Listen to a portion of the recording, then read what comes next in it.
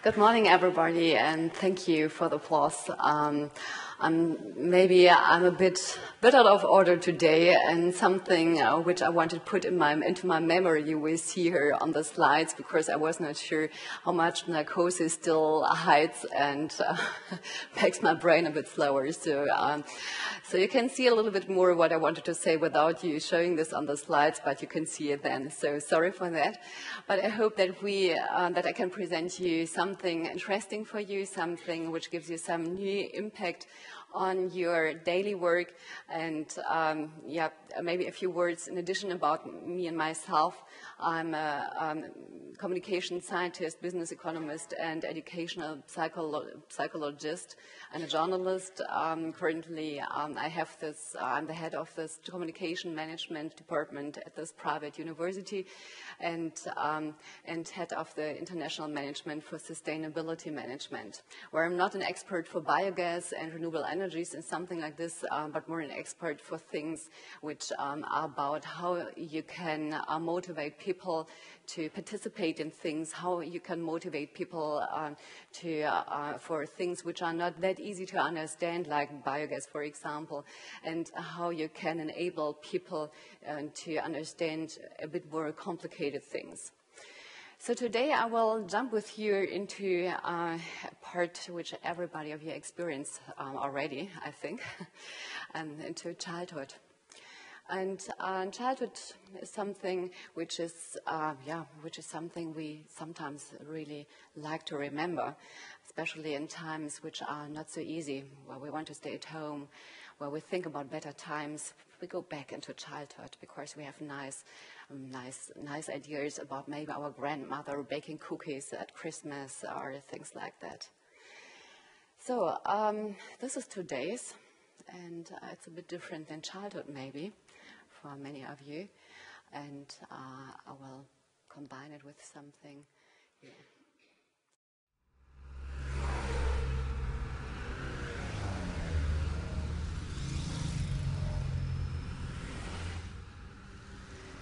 So we face some problems, we face some challenges today. We have this mediatization, we have this digitalization, we have this globalization. And with this globalization and all these stuff, we face normally in our daily work, in our daily schedule. And in the end, we need for our customers to make sure that they feel unique, that what we do feels unique and gives the idea to be unique, that our things we do will be found in the mass of great ideas, and that we create something which will stay, that people have the idea that this is cool, that this is outstanding, that we awake needs, which so many things around us fulfill already, and that we get the attention we want to have.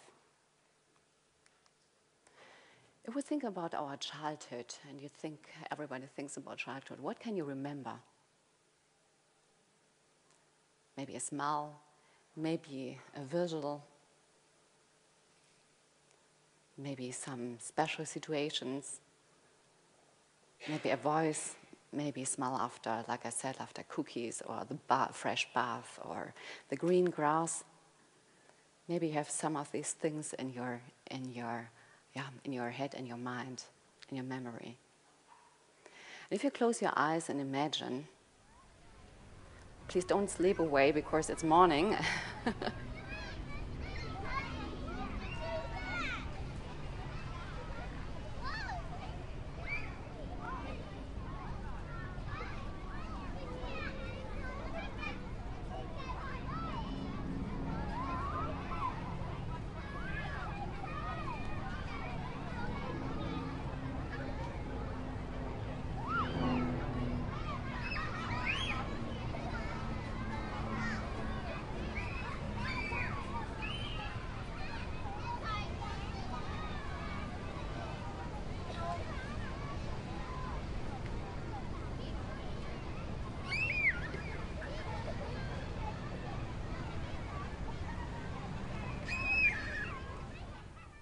think each of you had some ideas coming up by closing the eye. I hope most of you did it.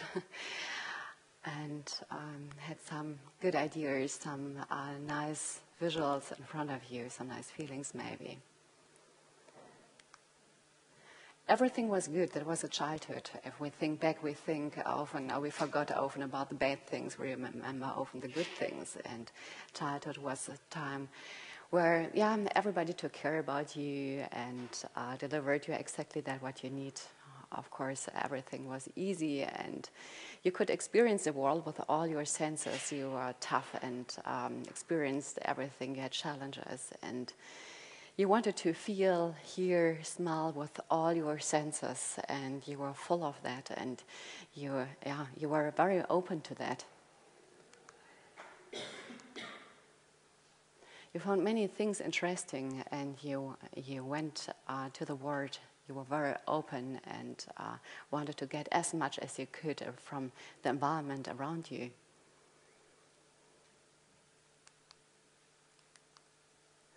And if we come back to the word of psychology more, we know that we have some desires that motivate our action. And depending on who we're talking about, we have 14, 15, 16, or many more or many less. I grouped here 15 of our desires which motivate us in our daily thinking and acting. And we see here, we have here the power, the winning, physical activity, honor and status. On the one other hand, we have the autonomy, meaning, collecting, order and mastery. And we have a social contact, tranquility, acceptance, sensuality and romance. All these 15 desires are things which motivates our actions, our thinking, what motivates us, what challenge is interesting for us. If we go a bit deeper into this, I don't know how much of you know this. Maslow created this already in the 50s, 60s of last century, but it's still something which is actual. And it starts with our basic needs, with the physical needs, comes to safety. Then it's about belonging, esteem, and self-actualization. Some people say we can't say this anymore because we know the yogis where the self-actualization is much more important than the physical ones, which can stay without food for a few days. And if you ask them, well, what is more important, self-actualization or physical, they will tell you also that physical needs is less important for them. But of course, if we talk about the mass of people, yes, we can say that most of this, what Maslow said, is still important. Sometimes it's a bit different. If safety is more important or belonging, if esteem is more important than belonging. But still, self-actualization is on the top and is connected to that what Pink intrinsic motivators names, the purpose, the autonomy, and the mastery. These three are three motivators which are important for people who think they are safe, who think that belonging is fulfilled and esteem is not so important. They concentrate on these three: autonomy, purpose, and mastery.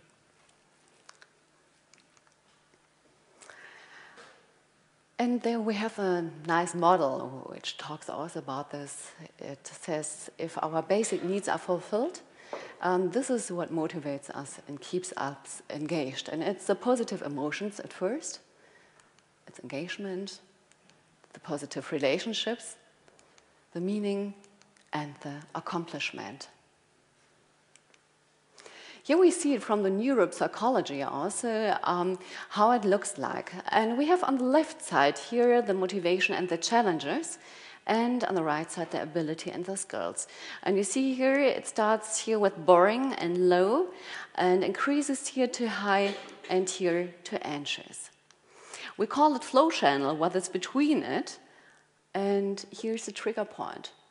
The trigger point can be also a bit lower, maybe here, or here, or here, but it never can be here, because it's low and boring, of course. So if we take a sample, I mean, we are all interested in things which keeps us busy, gives us a new impact, which are interesting for us, gives us new ideas, and are not too easy, but easy enough to be understood. Because we are not always like a child who wants to learn how to riding a bike and tries it 100 times before it works. We want to master it much earlier. But sometimes it's good and we like it. If it's like a game, for example, we can master and we can be ahead of it. So the flow channel is something which goes here through and goes sometimes for some people here to the end, where it's combined with anchors, like maybe Michael Schumacher, who wants to use the special ride and the special way to work, not the normal way of skiing. And of course, where also high ability, high skills are needed, and where the risk is very high. And this brings us to gamification. And I'm sure you all heard about gamification. Gamification is something which is very interesting, of course, to use for advertising, for marketing tools. And if we look at the elements of gamification, we see that there are 4. We have here the progress path.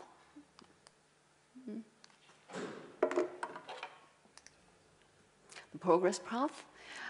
Which can be only that I see a progress from where I start, from A to B, where it ends, but also it can be a narrative guide. It could be that there's combined success I can feel, which is supported by a story or something.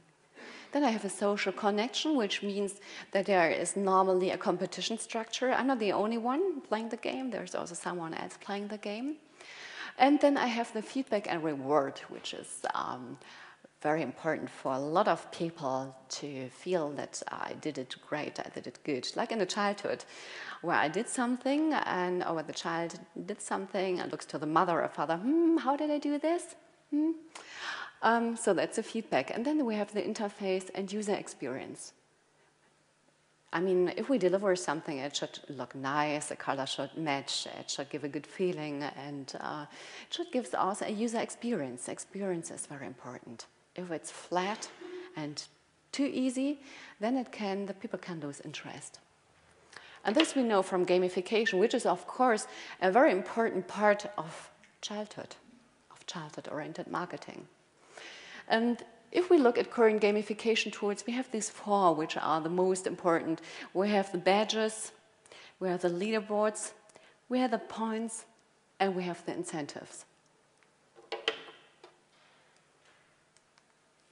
Gamification results are then, in the end, the engagement, the loyalty, and the revenue, which is, of course, in the ideal world, very great if you can get this done with gamification.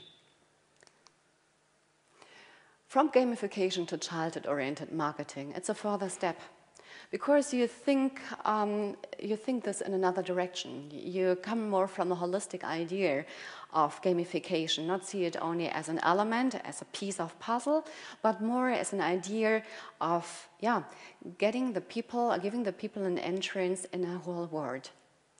So here we have that it tells a remarkable story, interesting information, what we often call also storytelling, but which is not only needed by telling really a story.